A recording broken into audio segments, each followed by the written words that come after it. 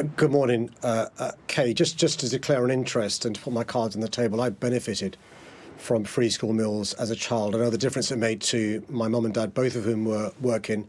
It was literally a lifeline and gave them breathing space financially to be able to know that my siblings and I would have a nutritious hot meal during the course of the day.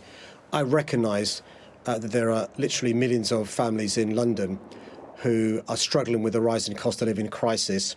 Unfortunately, to be eligible for free school meals, your household income has got to be less than £7,400 after paying taxes, irrespective of the number of children you have. So we're hearing stories about parents skipping meals so their kids can eat, teachers bringing in food so their students can eat, and even heartbreaking stories about children without a packed lunch, not on a free school meal, pretending to eat around the lunch table at school to avoid embarrassment. So what I'm able to do is announce £130 million. So every child in a primary school in London from the next school year, for at least a year, will have a free school meal, a nutritious hot meal during the course of the day.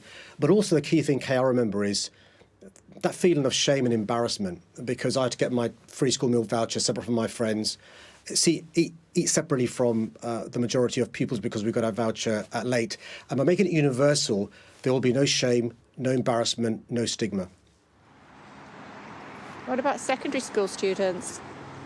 What I'm hoping the government does is sees that if London can afford to do this with the limited powers and resources we have, Wales are bringing it in 2024. The government wakes up to the importance of all of our children having at least one nutritious meal during the course of the day.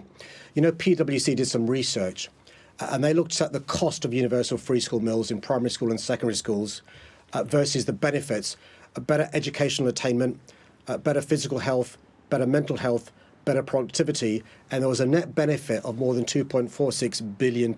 So I'm hoping the government, particularly during a cost of living crisis, partly due to their policies, recognises the importance of all families benefiting from universal free school meals.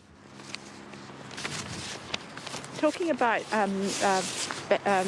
families benefiting, I'm just reading as you're chatting to me about Unite Union wanting you to halt the ULEZ expansion scheme, ultra-low emission zone scheme. They say it's anti-worker, they can't afford it.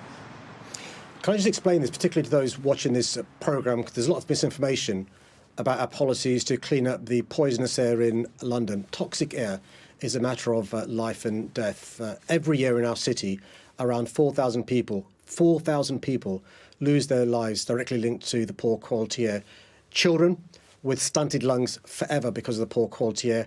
Adults with a whole host of health issues from asthma to cancer, dementia and heart disease. And it's the poorest Londoners, least likely to own a car, often members of trade unions, who suffer the worst consequences. So what I've announced is an extension of the policy which also was opposed in 2017, the ULEZ in central London. In 2019, I announced expansion to inner London, also opposed.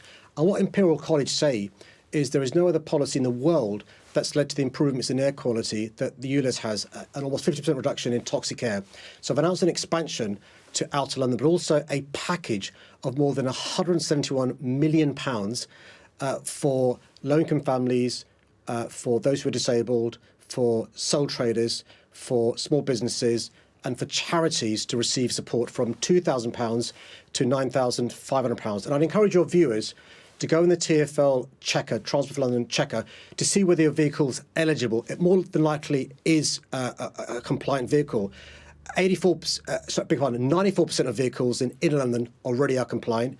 85% of vehicles in outer London already compliant. And 70% of households, low-income households, don't even own a car. How would you have reacted? I'm just referring now to obviously where we are in Lancashire. You'll know very well the story about Nicola Bulley. How would you have reacted if your police service had released the information that Lancashire Police released about Nicola Bulley?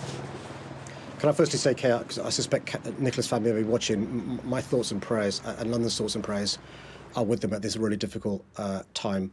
I'm unclear, without knowing the facts, what the purpose was for disclosing personal information about Nicola. I don't understand what it achieved. I can sort of understand why that sort of information may be of importance to the public interest at the beginning of a missing persons investigation. I'm unclear the reasons why the police revealed that information when they did. I'm praying that the family were aware the police were going to do that, because I can imagine that compounding the feelings they've been going through. And now what's going to happen is a proper look at what went on during the investigation. But at this stage, the most important thing is for that family to receive the right support and comfort they need. Yeah, and I thought, just before I let you go, for the families this morning as they wait to hear the news whether a body that has been found in the river less than a mile away from where Nicola Bulley was last seen, is that of their loved one? It is heartbreaking. I can't imagine anything as scary as a loved one going missing. There's been a lot of media attention on this case, rightly so, but also I think many questions will be asked about the police investigation. I know from speaking to other families who've gone through something similar, you sort of hope and pray, and it sounds perverse to say this, that the person that's been found isn't your loved one, and there's an explanation for where your loved one is. Let's wait and see what happens with the identity. But whatever happens, Nicola's family will need support, but also we should respect, I suspect, their wish for privacy during this difficult time. OK, it's always good to talk to you, Mr Mayor. Thanks for joining us this morning.